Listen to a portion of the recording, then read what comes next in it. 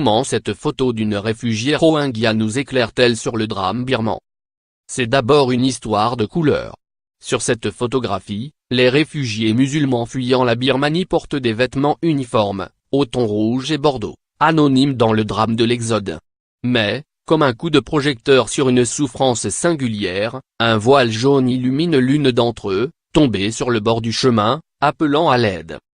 Techniquement, la composition est parfaite. La diagonale du chemin crée une dynamique de déséquilibre, comme si les exilés marchaient sur un fil tendu vers le haut.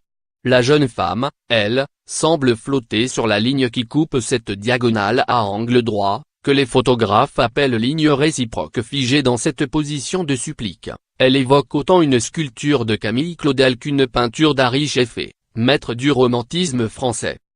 La scène, d'une rare intensité, a pourtant failli échapper à la photographe britannique Anna Mecca, ce 2 novembre 2017, près de Cox's Bazar, au Bangladesh. Elle a rejoint l'agence sur Terre 3 mois plus tôt, et c'est sa première mission à l'étranger. Elle fait partie d'un groupe de 5000 réfugiés qui ont, la veille, traversé le Naf, grand fleuve marquant la frontière entre la Birmanie et le Bangladesh, pour fuir les persécutions de l'armée birmane. Retenus pendant 24 heures par les gardes frontières bangladais, ils viennent d'obtenir l'autorisation de rejoindre un camp de réfugiés.